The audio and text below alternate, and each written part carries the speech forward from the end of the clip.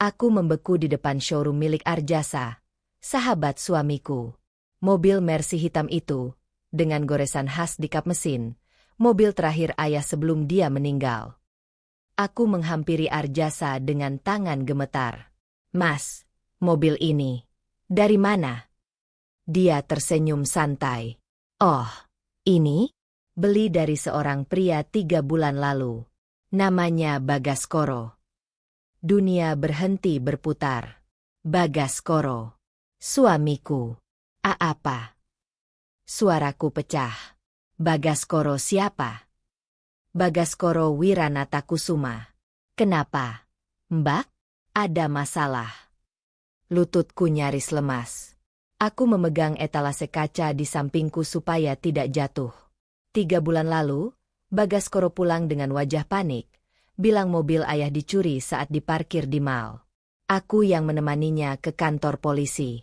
Aku yang menangis di depan meja laporan. Semuanya bohong. "Mbak, kamu baik-baik saja?"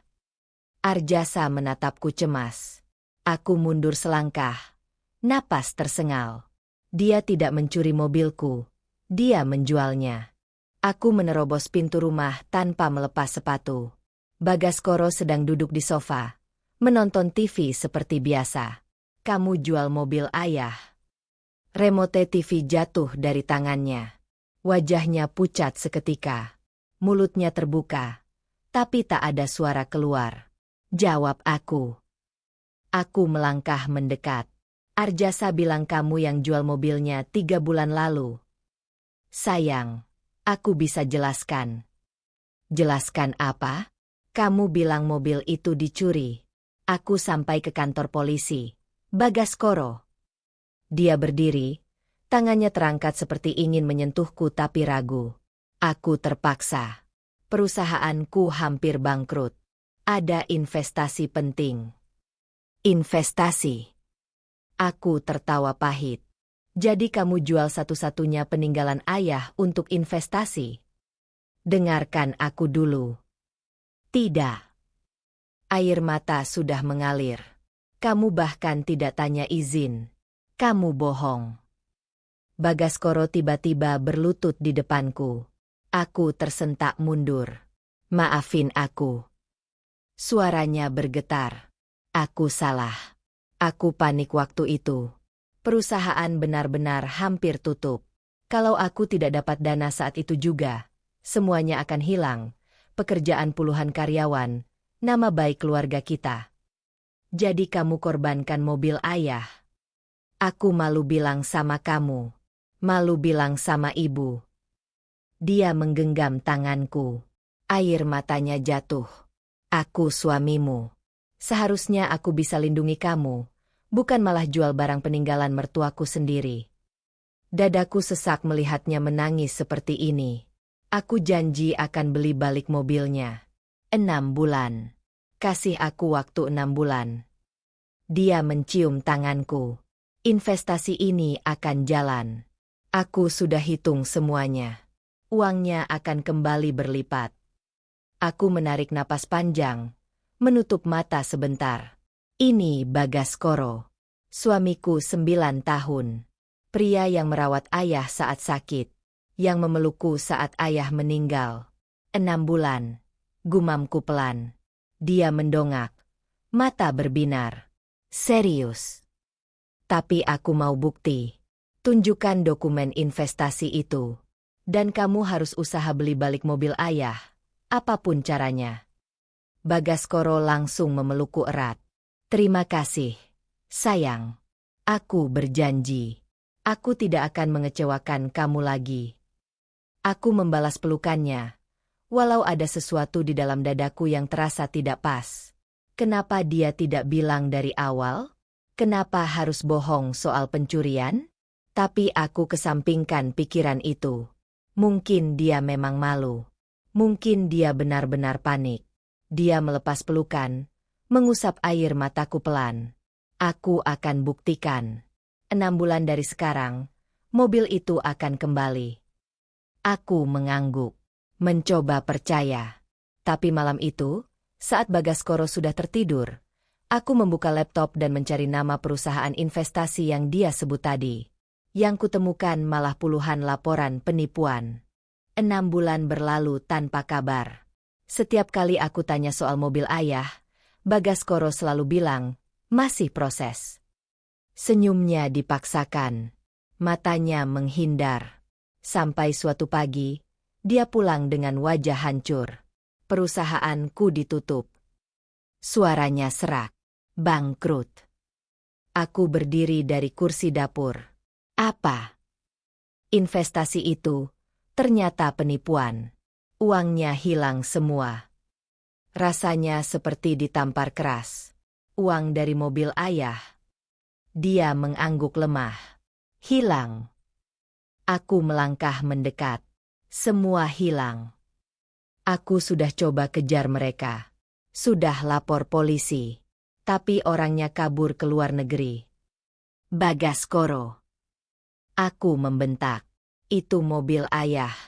Satu-satunya yang tersisa dari dia. Kamu pikir aku tidak tahu? Suaranya meledak. Aku juga menderita. Aku kehilangan segalanya. Aku mundur. Tangan menutupi mulut. Ini bukan soal uang. Ini soal janji terakhir ayah. Rawat mobil ini sampai aku bisa wariskan ke cucuku nanti. Sekarang semuanya lenyap. Sia-sia. Bagaskoro mencoba meraih tanganku, tapi aku menepis. Aku masuk kamar dan mengunci pintu. 3 hari kemudian, aku pergi sendiri ke showroom Arjasa. Dia menyambutku di pintu dengan tatapan bingung. Mbak, ada apa? Mobil itu masih ada. Arjasa menggaruk kepala. Mobil yang mana? Mercy hitam. Yang dulu dibeli dari Bagaskoro. Wajahnya berubah. Oh, itu. Kenapa memangnya? Aku menggigit bibir. Aku mau beli balik. Itu mobil almarhum ayahku. Bagaskoro jual tanpa izin. Mbak. Arjasa menghela napas panjang. Mobil itu sudah terjual 2 minggu lalu. Lututku hampir lemas lagi. Siapa? Pengusaha properti. Namanya Darmayana. Orang kaya. Koleksi mobil antik. Aku menutup mata sebentar. Mencoba menahan air mata. Tapi, mungkin masih bisa dirundingkan. Aku punya kontaknya. Tolong. Aku menggenggam lengan Arjasa. Kasih aku nomornya. Aku harus ketemu orang itu. Arjasa mengeluarkan ponsel dan mengirim nomor kontak. Tapi jujur ya, Mbak, Darmayana itu tipe orang yang susah diajak nego. Kalau dia sudah suka sesuatu, dia tidak akan lepas. Aku tidak peduli. Aku harus coba. Malam itu, aku menelepon Darmayana 3 kali. Tidak diangkat. Aku kirim pesan panjang, menjelaskan semuanya. Tidak ada balasan. Keesokan harinya, aku nekat datang ke alamat yang diberikan Arjasa, rumah megah di kawasan elit dengan pagar tinggi dan satpam. Satpam menatapku curiga. Ada janji. Tidak, tapi ini penting. Aku mau ketemu Pak Darmayana. Maaf, Bu. Tanpa janji tidak bisa masuk. Aku berdiri di sana hampir 1 jam, sampai akhirnya satpam kasihan dan menelepon ke dalam. 5 menit kemudian, pagar besar itu terbuka. Aku masuk dengan langkah ragu. Halaman rumahnya luas, penuh tanaman hias mahal. Ada kolam ikan koi besar di tengah. Dan di garasi samping, aku melihatnya, Mercy hitam ayah, diparkir rapi di antara deretan mobil mewah lainnya. Pintu rumah terbuka. Seorang pria tinggi berjas keluar, diikuti oleh Bagaskoro. Bagaskoro membeku saat melihatku. Di sampingnya, seorang wanita berambut panjang dengan dres merah mahal melepas pegangannya dari pinggang suamiku. Waktu berhenti. Sayang. Bagaskoro melangkah maju, wajahnya pucat. Jangan panggil aku sayang.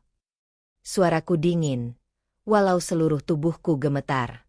Wanita itu tersenyum tipis. lalu berbalik masuk ke dalam rumah seperti tidak terjadi apa-apa. Pria tinggi berjas itu, Darmayana, berdiri dengan tangan dilipat di depan pintu. Wajahnya tenang. Terlalu tenang. "Bagaskoro, kamu kenal tamu ini?" tanyanya santai. Dia istriku." "Oh."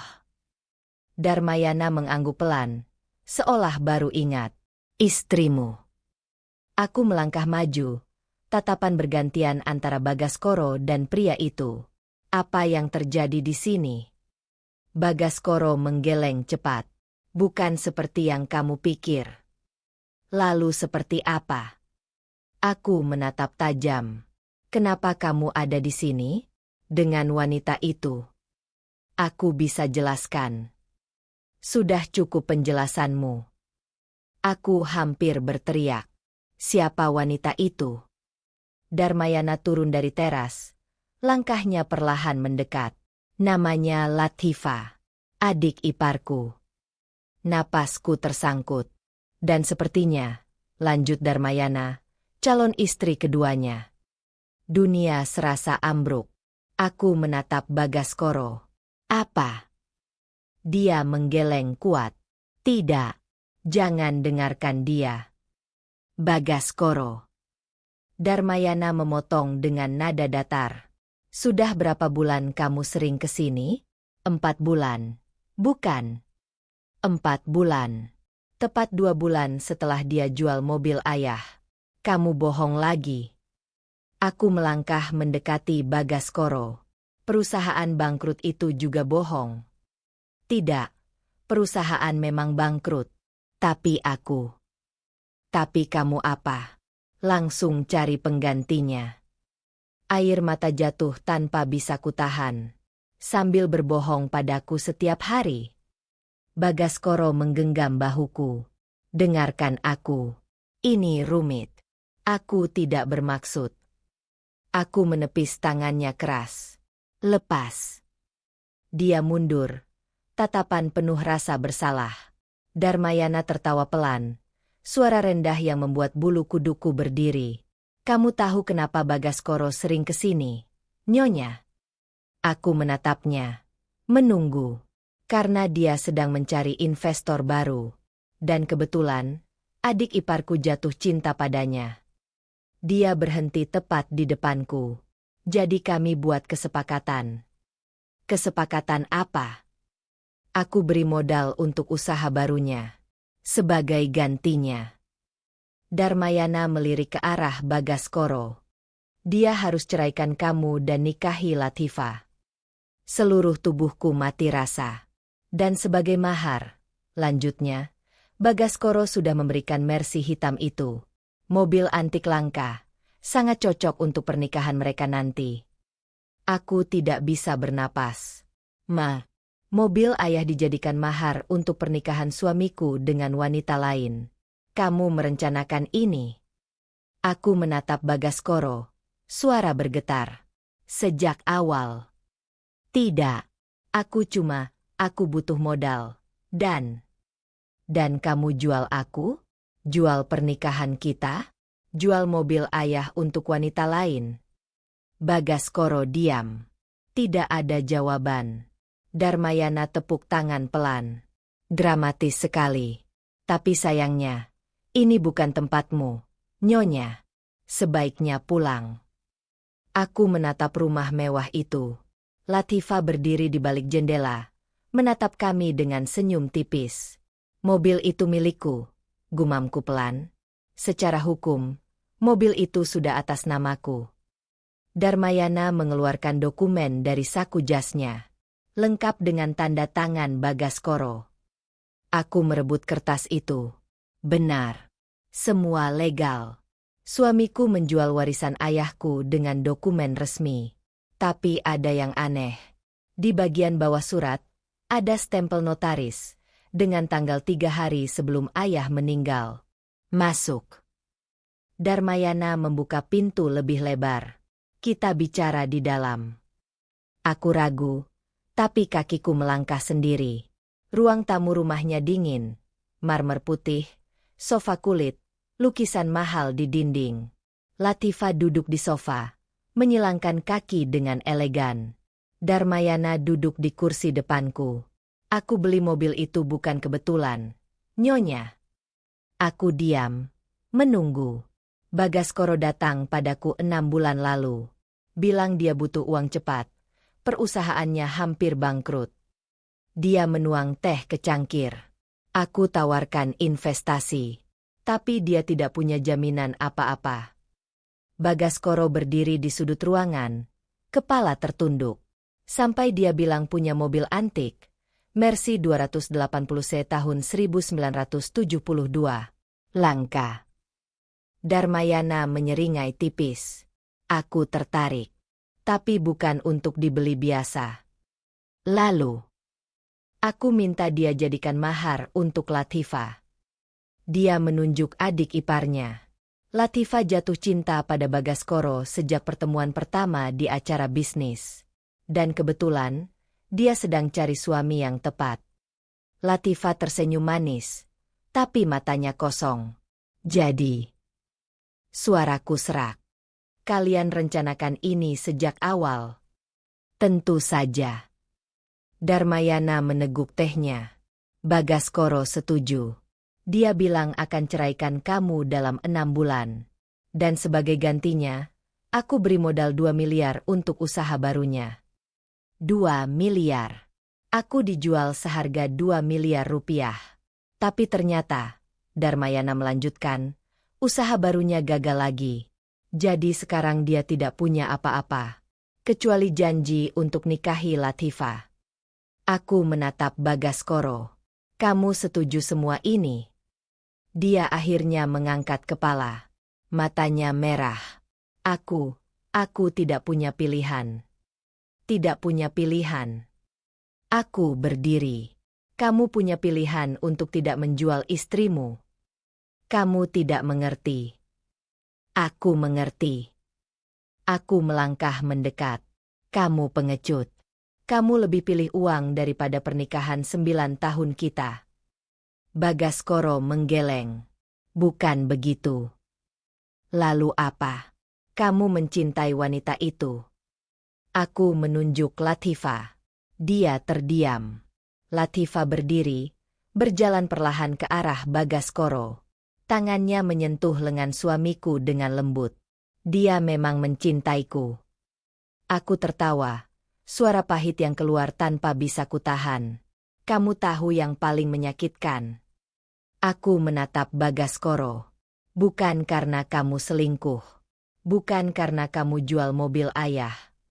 Bagaskoro menatapku, menunggu. Tapi karena kamu jadikan mobil peninggalan ayahku, orang yang merawatmu seperti anak sendiri, sebagai mahar untuk nikahi wanita lain. Air mata mengalir lagi. Itu yang tidak bisa aku maafkan. Bagaskoro melepas tangan Latifah, melangkah maju. Maafin aku. Kumohon. Jangan sentuh aku. Aku mundur. Kamu sudah bukan suamiku lagi. Aku masih suamimu. Kita belum cerai. Besok kita cerai. Aku menatap matanya. Aku yang akan urus semuanya. Kamu tinggal tanda tangan. Sayang, please. Dan aku tidak mau apa-apa dari kamu. Aku berbalik ke arah pintu. Rumah, harta, apapun, ambil semua. Aku cuma mau mobil ayah kembali. Darmayana tertawa. Sudah kubilang, mobil itu sudah jadi milikku. Aku berhenti di depan pintu, tidak berbalik. Kita lihat saja nanti. Mau lapor polisi? Darmayana mengejek. Silakan. Semua dokumen legal. Aku membuka pintu dan melangkah keluar. Bagaskoro mengejarku sampai ke gerbang. Tunggu. Kita bisa selesaikan ini. Aku terus berjalan tanpa menoleh. Suaranya pecah di belakangku. Aku masih cinta sama kamu. Aku berhenti sebentar. Lalu terus berjalan. Karena cinta yang menjual tidak pantas disebut cinta. Sampai di halte bus. Aku duduk sendirian. Hujan mulai turun. Ponselku bergetar. Pesan dari nomor tidak dikenal. Datang ke kantor Notaris Budi Santoso besok jam 10 pagi. Bawa KTP. Ada yang perlu kamu tahu soal mobil ayahmu. Aku tiba di kantor notaris pukul 10 tepat. Ruangannya kecil, berbau kertas lama dan kayu. Pak Budi Santoso, pria berkacamata tebal, sudah menungguku dengan map coklat tebal di meja. Silakan duduk, Bu. Dia menunjuk kursi di depannya. Aku duduk, jantung berdebar. Apa yang Bapak mau bilang soal mobil ayah saya? Pak Budi membuka map itu perlahan. Almarhum ayah ibu datang ke kantor saya 3 hari sebelum beliau meninggal. Napasku tertahan. Beliau membuat surat wasiat khusus untuk Mercy hitam miliknya. Dia mengeluarkan dokumen dengan stempel merah. Dan ini salinannya. Aku menerima dokumen itu dengan tangan gemetar. Di atas kertas, tulisan tangan ayah masih jelas terbaca. Mobil Mercy 280C tahun 1972 adalah warisan khusus untuk anak perempuanku. Tidak boleh dijual, dialihkan, atau digadaikan tanpa persetujuan tertulis darinya. Jika aturan ini dilanggar, pembeli wajib mengembalikan mobil tanpa ganti rugi. Ada klausul lain di bawahnya, ditulis dengan tinta merah. Jika yang menjual adalah suami anak perempuanku tanpa izin tertulis, maka seluruh harta warisan lainnya, termasuk tanah di Bandung, deposito, dan saham, otomatis batal atas nama suami tersebut dan kembali sepenuhnya kepada anak perempuanku. Aku membaca ulang. Sekali. 2 kali. Ini legal. Suaraku hampir berbisik. Sangat legal. Pak Budi mengangguk. Saya yang buat sendiri. Dan sudah terdaftar resmi di negara. Tanganku memegang dokumen itu erat. Kenapa Bapak baru bilang sekarang? Karena almarhum ayah ibu menitipkan surat ini untuk dibuka hanya jika terjadi masalah dengan mobil tersebut. Dia melepas kacamatanya. Dan kemarin, ada yang telepon ke kantor saya tanya soal legalitas penjualan mobil itu. Saya langsung tahu ada yang tidak beres. Siapa yang telepon? Seorang bernama Arjasa. Katanya teman suami ibu. Arjasa. Dia yang menyelamatkanku. Pak Budi menyodorkan map lain. Ini dokumen asli kepemilikan. Dan ini surat kuasa dari saya sebagai notaris untuk menuntut pengembalian barang secara hukum. Aku menatap semua dokumen itu. Ayah melindungiku bahkan setelah dia tidak ada. Terima kasih, Pak. Semoga bermanfaat, Bu. Dia tersenyum tipis. Almarhum ayah ibu adalah orang yang sangat berhati-hati. Beliau bilang, dia tidak percaya sepenuhnya pada siapapun, kecuali pada ibu. Aku mengangguk, tidak sanggup bicara. 3 hari kemudian, aku kembali ke rumah Darmayana. Kali ini dengan pengacara dan dokumen lengkap. Satpam langsung membuka pagar saat melihat surat resmi dari notaris. Darmayana menyambutku di teras dengan wajah kesal. Kamu lagi. Aku sudah bilang. Aku menyerahkan dokumen itu padanya. Baca. Dia membuka. Mata menyapu cepat setiap halaman. Wajahnya berubah. Apa-apaan ini? Surat wasiat ayah saya. Legal dan terdaftar. Aku melipat tangan. Mobil itu harus dikembalikan. Tapi aku sudah bayar. Klausulnya jelas. Jika dijual tanpa persetujuan tertulis saya, pembeli wajib mengembalikan tanpa ganti rugi. Pengacaraku melangkah maju. Dan kami sudah siapkan gugatan jika Bapak menolak. Darmayana menatapku tajam. Kamu serius? Sangat. Bagaskoro keluar dari dalam rumah, diikuti Latifa. Wajahnya pucat saat melihatku. Ada apa ini? Darmayana melempar dokumen ke arahnya. Baca sendiri. Bagaskoro membaca, dan perlahan duduk di tangga teras. Tangannya gemetar. Tidak mungkin. Ayah saya tahu. Aku menatapnya. Dia tahu kamu tidak bisa dipercaya. Tapi harta yang lain, tanah, deposito, itu juga. Bagaskoro menatapku dengan panik. Itu semua atas namaku. Tidak lagi. Aku mengeluarkan dokumen kedua. Sesuai klausul, semua harta warisan yang tercatat atas namamu otomatis kembali ke namaku karena kamu jual mobil tanpa izin tertulis. Latifah melangkah mundur, menatap Bagaskoro dengan tatapan berubah. Jadi, kamu tidak punya apa-apa lagi? Tanyanya pelan. Bagaskoro tidak menjawab.